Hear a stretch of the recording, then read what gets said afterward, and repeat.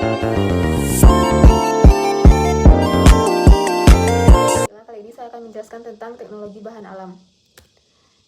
Pertama itu dalam pemilihan dan penyiapan bahan, yaitu yang pertama pemilihan bahan, yaitu pertama mengidentifikasi yaitu spesies, menyeleksi dari spesies, usia bagian tubuh, lokasi dan musim.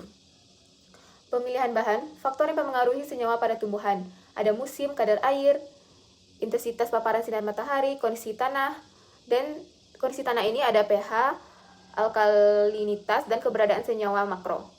Pertimbangan dalam menentukan jenis bahan, yang pertama pengalaman penggunaan turun-temurun atau empiris, yang kedua pengujian atau screening.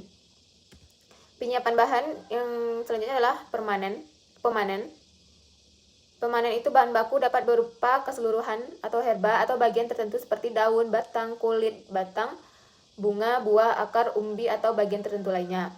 Bahan baku harus sehat dan bersih, artinya tidak terkontaminasi dengan penyakit seperti bakteri. Selanjutnya yaitu sumber bahan bakunya ada biota yang hidup di liar atau tumbuh secara alamiah. Yang kedua ada hasil budidaya.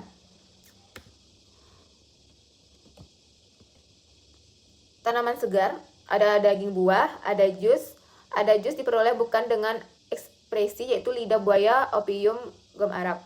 Terus ada jus buatan, akar manis, sirup blackcurrant, sirup raspberry, ada sirup cherry, dan alkohol. Simplicianya ada infus, rebusan, basah, rasa, ekstrak, cuka, obat berminyak. Tahap memperoleh simplicia, yang pertama dengan sortasi basah, yaitu dilakukan untuk memisahkan cemaran atau kotoran atau bahan asing lain dari bahan simplicia. Pembersihan simplicia dari tanah dapat mengurangi jumlah kontaminasi mikroba. Yang kedua pencucian. Pencucian dilakukan dengan air bersih, sumur, pam, atau air dari mata air. Simplicia yang mengandung zat mudah larut dalam air mengalir dicuci dalam waktu sesingkat mungkin. Yang ketiga dengan perajangan, yaitu dilakukan untuk memudahkan proses pengeringan, pengepakan, dan penggilingan.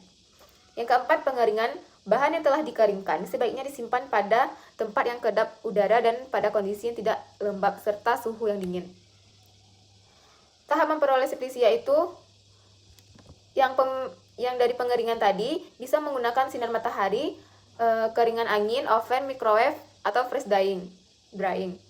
Yang kelima ada dengan sortasi kering, yaitu dilakukan setelah simplicia kering dan sebelum dipak. Gunanya untuk membuang kotoran atau material yang tidak dikehendaki atau bagian lain dari tanaman. Yang keenam yaitu pemeriksaan mutu, yaitu mengidentifikasi taksonomi, analisis terhadap uji farmakognosi, fisika, kimia, biologi, dan mikrobiologi. Yang ketujuh pengepakan. Pengepakan tergantung pada tempat tujuan atau jauh dekatnya, cara pengangkutan, perkiraan lama di perjalanan. Tahap yang kedelapan yaitu penyimpanan. Cara dan tempat penyimpanan yang sesuai merupakan faktor penting untuk menjaga kualitas simplicia. Gudang penyimpanan harus tahan api, konstruksi baja, tahan panas, dan tahan rayap.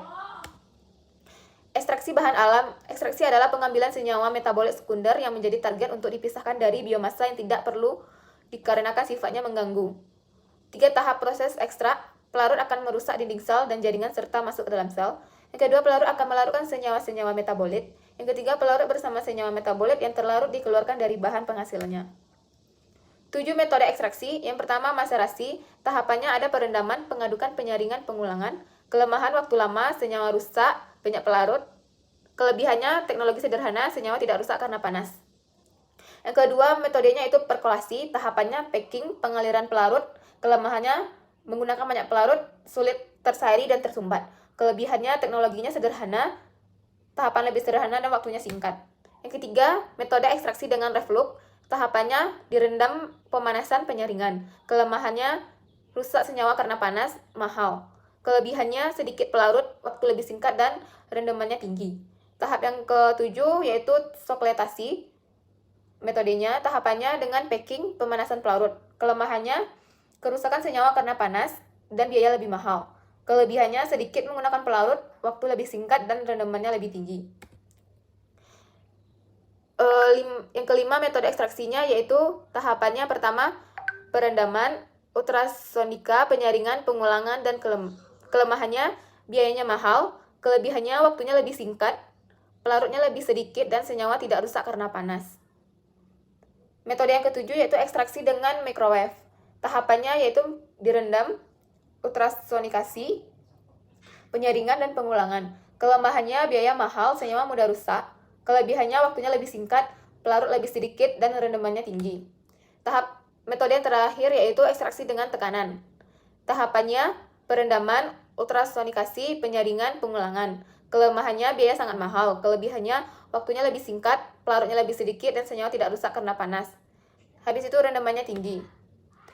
Evaporasi, yaitu kumpulan semua maserasi, kemudian diuapkan dengan penguapan vakum atau penguapan tekanan rendah, dapat juga menggunakan rotavapor, hingga diperoleh ekstrak kental.